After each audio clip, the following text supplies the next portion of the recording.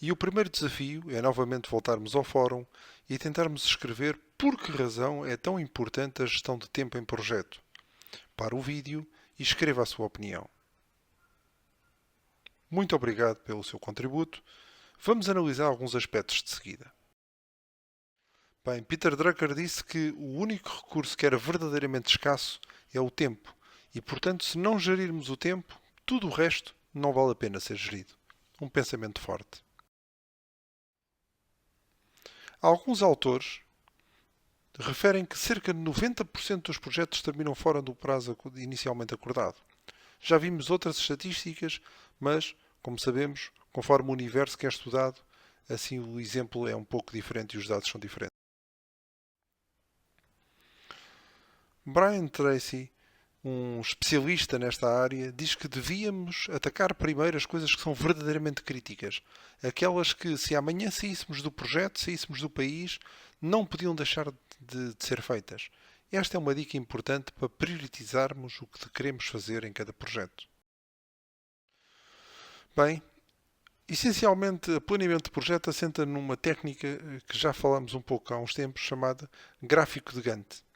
É criado a partir da dependência das atividades e procura estabelecer um cronograma daquilo que vai ocorrer, mas também fazer salientar o caminho crítico, ou seja, aquele que é o tempo mínimo que o projeto vai demorar se não houver atrasos.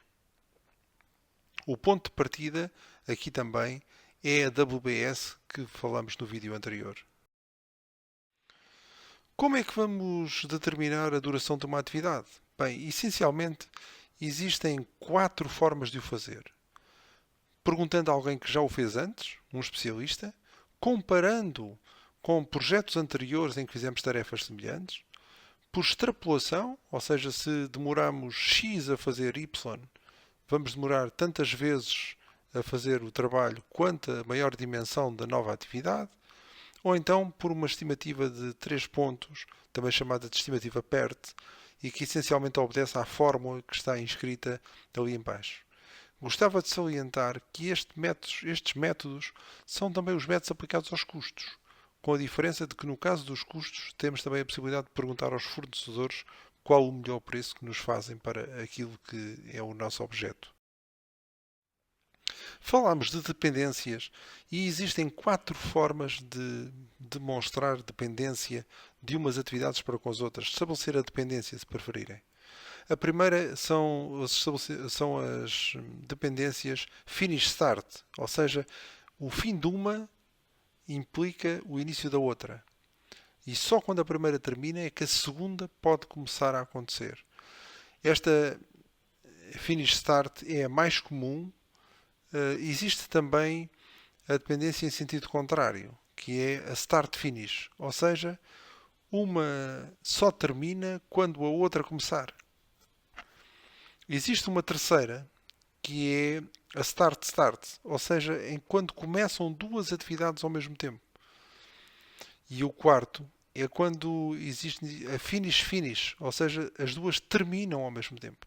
Se colocarmos duas atividades a fazer com limitação start-start e finish-finish, elas terão obrigatoriamente que ter a mesma duração. No slide também se mostra as dependências obrigatórias e as arbitradas. As obrigatórias são aquelas que, mesmo que nós quiséssemos, não podíamos, por via daquilo que é natural, alterar a prioridade e alterar a ordem. Exemplo, não podemos construir o telhado de uma casa antes de construir as fundações. Outras são arbitradas. E essas são aquelas que nós podemos mover conforme nos dá mais jeito para conseguir melhores resultados no projeto. Exemplo, um caso em que nós estamos, por exemplo, a decidir se vamos primeiro montar as janelas do lado esquerdo da casa ou do lado direito.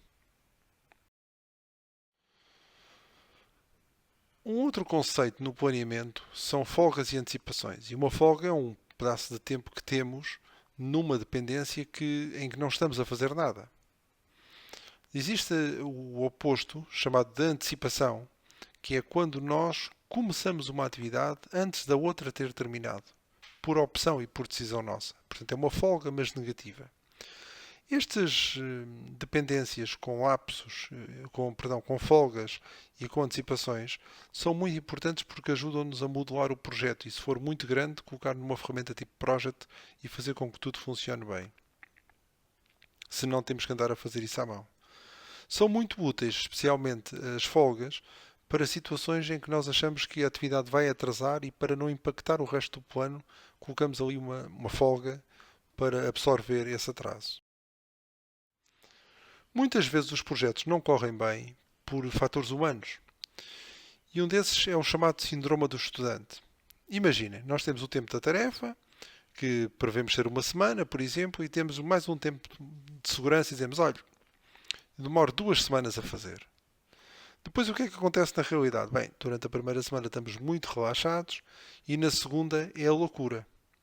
Isto chama-se síndrome do estudante.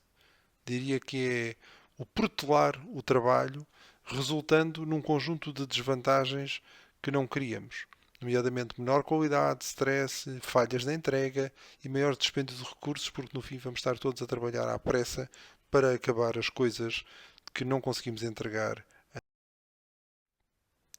Uma outra regra do comportamento humano é a lei de Parkinson.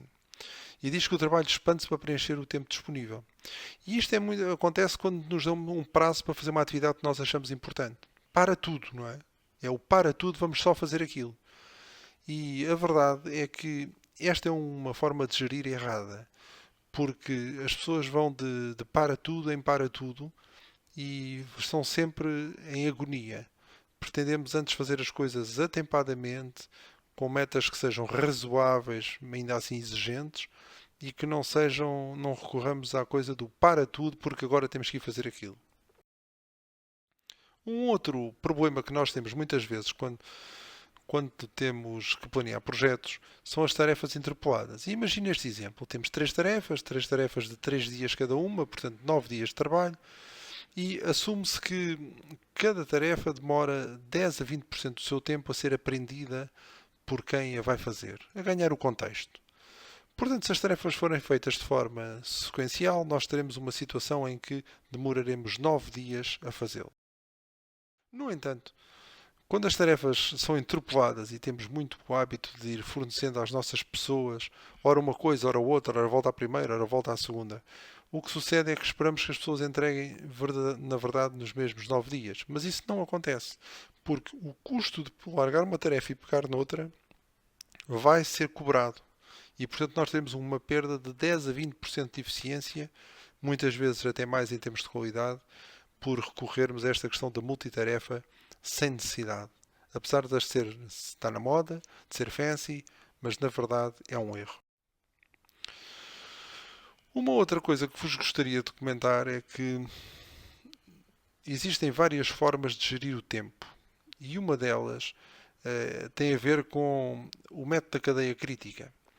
O método da cadeia crítica diz-nos que mais importante do que eu fazer as tarefas todas em tempo é completar a entrega de cada um dos produtos do projeto em tempo certo. Isso quer dizer que eu deveria estar mais focado em tentar acabar tudo o mais cedo possível para ter mais folga do que fazê-lo de outra forma. E é nisso que assenta o método da cadeia crítica. Procura que nós acabemos todo o trabalho o mais cedo possível para que, se uma das atividades corra mal, ainda assim tenhamos tempo para recuperar e não nos queixemos, como alguns dizem, do azar.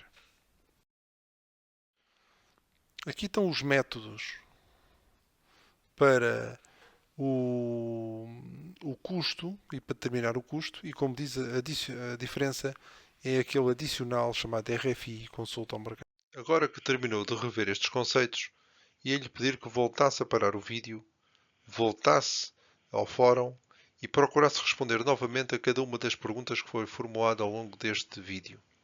Depois, por favor, compare as respostas dadas antes com as respostas que deu depois de ter sido exposto a estes conceitos. Muito obrigado.